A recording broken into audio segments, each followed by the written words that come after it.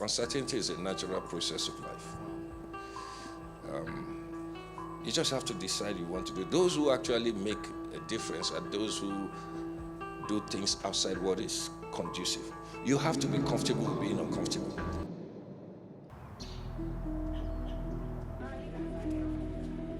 It's a privilege to take a peek into the journey, the career journey of anyone, especially one who has distinguished himself in every sense of the word. We share experiences to empower and lift others. You don't have to live through it to know.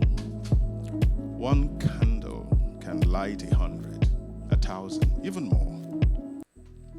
You don't have to strike a match 1,000 times for this to happen. This is what happens at events like this when we have the honor to invite into the room a distinguished professional who is gracious enough to share with us the account of his lifelong journey.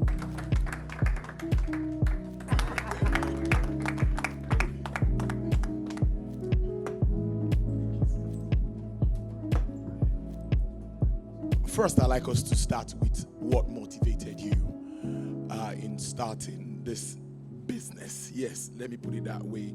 Establishing ProShare. Could you tell us, highlight your success story so far? What motivated me?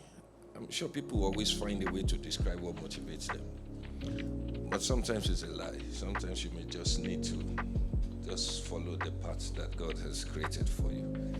The honest truth is that the sequence of events around my life meant that it was always going to be a natural trajectory for me to stay along the lines of what information and quality of information that is used in decision making. And there was a first iteration. I used to write a column when I was in the banking. I was head of strategy and reputation management, which meant a number of words collided. Strategy, analyst work, dealing with financial journalists and business editors, and most importantly with communications person. It was clear to me the difference between a media person and a communications person. And as such, the information I needed to work with then included doing environmental scanning. The quality of information was rather very abysmal, very poor. And it took me quite a number of activities to do so. And I felt there was a need to. I was lucky enough to run into Ayarolo then, who was the pioneer MD of Financial Standards. So I was writing a column there for about 5 years. And that I did only to improve my writing skills. And not because I needed to write anyway, but I needed to just improve my writing. So Ayo called us together. We came together and we set up a company called MoneyWise. So MoneyWise was into print and it was ahead of its time. But I was already seeing around that same time there was a transition towards digitization.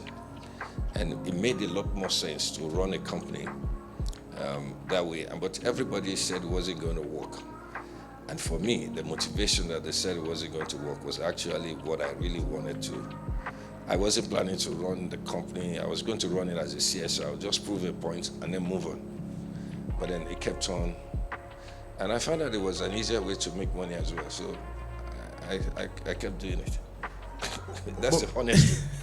Many would say the environment was a bit more, should I say, conducive, for businesses to thrive at that time compared to this time. What would you say to maybe young ones that might want to do this at this time? There's never any environment that's conducive. Uncertainty is a natural process of life. You just have to decide you want to do. Those who actually make a difference are those who do things outside what is conducive. You have to be comfortable with being uncomfortable. Because if you're comfortable around everything, everybody is doing the same thing. How do you balance your ability to make money and also build an organization? That's not a problem. It's not a problem because if you approach it from a slow growth mentality, that means it's about incremental success. And you're not seeking to be a billionaire overnight. The chances are that you would build enough cliche or connection within the system that you will be referred to or referenced. I'm sure you won't see Proshia talk about his clientele. There are people we work with that would never disclose we work with them because that's the nature of their service. But you know, in a society, everybody measures your success in terms of how much noise you make. What they haven't understood is that money operates in whispers. It is safer for you to be rich and anonymous rather than be poor and loud. From establishing ProShare, what were some of the challenges you faced here? We like to talk about challenges here, but challenges and how were you able to wade through them? So for us, the challenges for us where we started was only two things. One, it was people and the service culture that we needed to put in place. How do we get the right people for the right price? Don't forget, we didn't have money. For the right price to do a higher service than what their level is. And so we kept on being very creative in how we did it. Let me give you one example. So the driver, my driver then, I asked him that, what does he watch? And he's always watching this Yoruba and this. The problem with that for me was that if this man was not exposed to a higher quality, it affects everything around him. His job is not a driver. His job is to manage logistics for me. So that interpretation of his job meant that I'm going to have to provide him with DSTV in his house. So if you look in my organization, who is the first person you meet when you come into this organization? When you came into who was the first person? Security. That security guy, right? Yeah. You see, the tendency is that even for my seniors here, is that we focus too much on ourselves. I am the leader. The mistake is that the lowest factor in the organization will destroy you.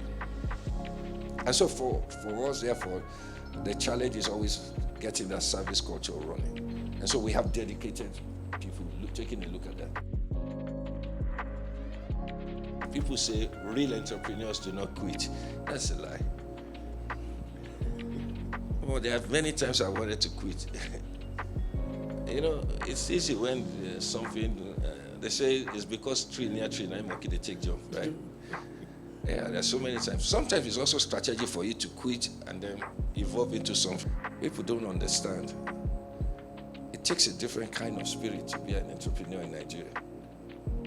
See, there are two types of people. There are entrepreneurs and there are people who are running business because they need to survive.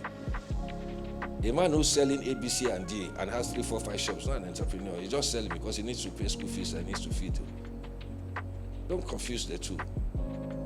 An entrepreneur is a man who's going to have to embrace risk because he's going to be thinking about tomorrow, today.